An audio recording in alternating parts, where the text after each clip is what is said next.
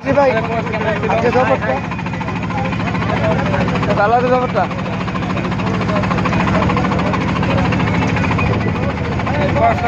আলহামদুলিল্লাহ আমরা সোনারঘাট থেকে আসছি। এরপরের ভাইদের অক্লান্ত পরিশ্রমের বিনিময়ে আমরা খুব একটা সুন্দর ইন্টারমেন্ট পাইছি। ভাইদেরকে অসংখ্য ধন্যবাদ।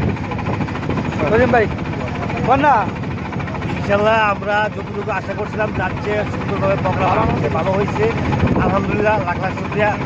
আমরা ভবিষ্যতে আজকের অনুকরণে যদি আমরা ভবিষ্যতে আরও সুন্দর প্রোগ্রাম করার চিন্তা আমরা ভবিষ্যতে নেব। আপনি আবার আইসেন জানি শুধু না তো আমাদের মা বোন সব আপনার যে ওনার হয়েছে অন্তর্গ্রহণ হয়েছে আবু ইসমিন্দ মহাজন, তারপরে বাকি আপনার মিলা দিলে সবাই মিলে দিলে হয়েছে। আলহামদুলিল্লাহ আমাদের মামুন খা যার এই অবদান আজকে প্রোগ্রামটা উনি সাদাই কোথায় সব কিছু করছে, সব কিছু অটো করছে।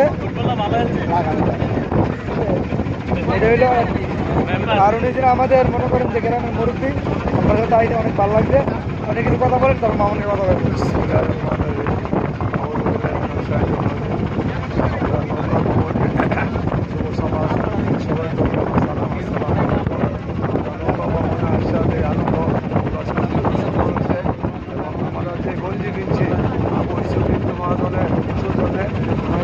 সালাম, আসসালামু আলাইকুম।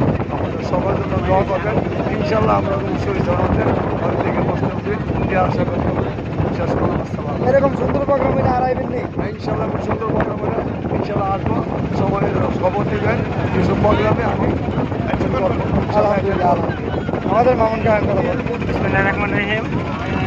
নৌকা ভ্রমণ 2024 ইংরেজি প্রতিবারের মতো এবারও আমরা শেরপুর মধ্যপাড়া থেকে আয়োজন করেছি যুব সমাজ শেরপুরের।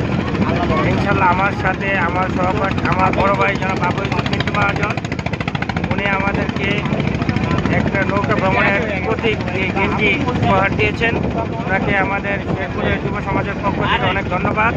ও আজকে আমার সাথে যারা আমার সহপাঠী, যেমন আমার ভাতিজা আলানুর, জসিম, সবাই আমার সাথে সহযোগিতা করে আজকের শরীফ সহকারে যারা আছে আমার সাথে সহযোগিতা করে এই নৌকা ভ্রমণকে আনন্দময় পরিবেশ করার জন্য সবাইকে আমি আমার অন্তঃস্থল থেকে ধন্যবাদ জানাচ্ছি।